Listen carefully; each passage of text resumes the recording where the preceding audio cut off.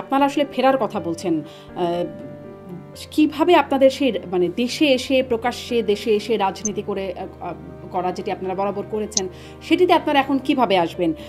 সব কিছু মানে যা যা হয়েছে জুলাই আগস্টের গণঅভ্যুত্থানে আপনাদের বিরুদ্ধে যে অভিযোগ, বা এই 15 বছরে অ্যান্টি ইনকামবেন্সি তো থাকেই, সেখানে আপনাদের বিরুদ্ধে যত অভিযোগ, সেগুলোকে অস্বীকার করে কি আপনারা মানে রাজনীতিতে জনপ্রিয় হয়ে উঠতে পারবেন? আমাদের বিরুদ্ধে কি অভিযোগ?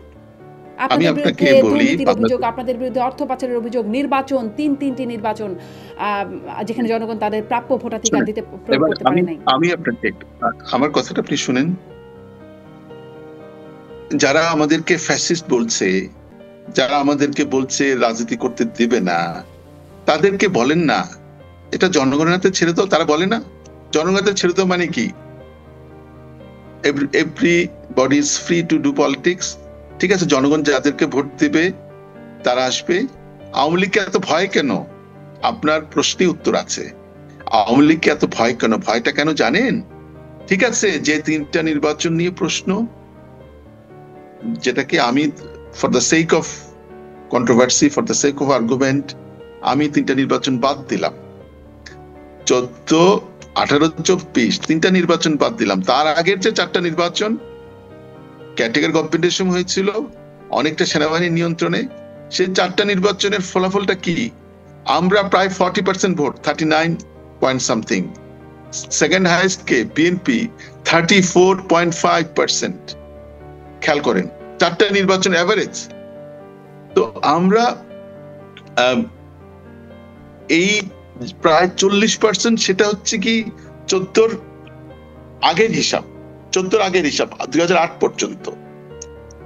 এই 4টা নির্বাচনে এভারেজে আমাদের 40% ভোট। আমি মনে করি পরে আরো কিছু ভোট বেড়েছে। যদি নাও পারে, 40% জনগোষ্ঠী, single largest political party in the country, তাকে আপনি ফ্যাসিস্ট আখ্যা দিয়ে রাজনীতি করতে দিবেন না? বেড়েছে, বাড়বে। আমার উদাহরণ হিসেবে আমার কনস্টিটুয়েন্সিতে বেড়েছে, নিউট্রালি বলছি আমি, সারা দেশে বেড়েছে। আচ্ছা না বাড়ে, আমি বললাম বাড়বে না। এই আপনার 40% ভোট, 40% মানুষের আপনি ভোটকে ডিনাই করে আপনি আমাদেরকে রাজনীতির বাইরে রাখবেন। এই আপনি এই গণতন্ত্র চর্চা করেন। আমি আপনাকে বলি, বাস্তবতা হয়, তাহলে কেন এই 3টি নির্বাচন এভাবে হলো? কেন আপনারা মানে একদম অংশগ্রহণমূলকভাবে একটা নির্বাচন দিয়ে কেন? মানে আপনি বহু বছর ধরে টকশো করছেন, আপনি জানেন 14 নির্বাচনে তারা আসেনি, 18 নির্বাচনে আসলে দায়সেরা গোছের আনপ্রিপার্ড অবস্থায়, 24 ইলেকশনে তারা আসেনি। তাদেরকে তো বারবার তাদের অনেক দোষ, তারা আসলে দায়িত্ব নিয়ে বা নির্বাচন বিতর্কিত করবার জন্য তারা এসেছে, এই কথাগুলো তারা বলেছে।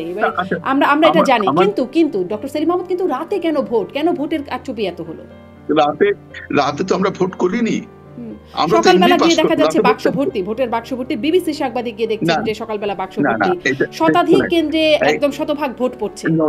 আমি আপনাকে বলি, এই অভিযোগ করছে ঠিক নির্বাচনের পরের দিন।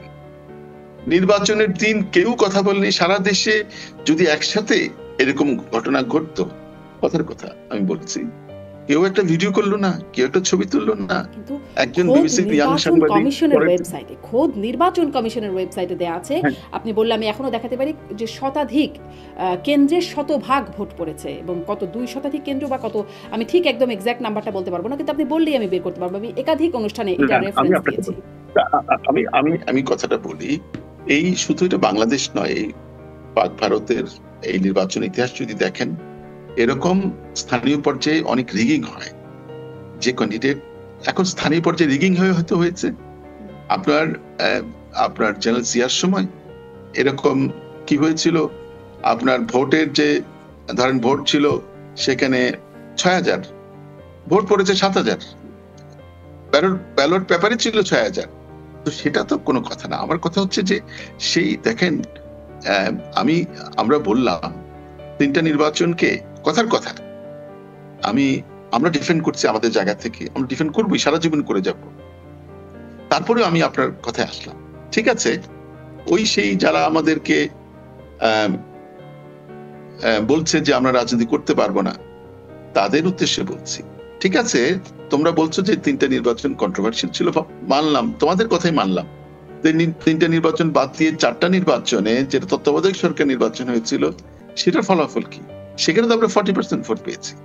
সেই 40% জনগোষ্ঠীকে বাদ দিয়ে আপনি দেশে গণতন্ত্র করবেন, নির্বাচন করবেন, সেটা কি গণতান্ত্রিক? সেটা স্পষ্ট। তাহলে ফেসিস্ট কে?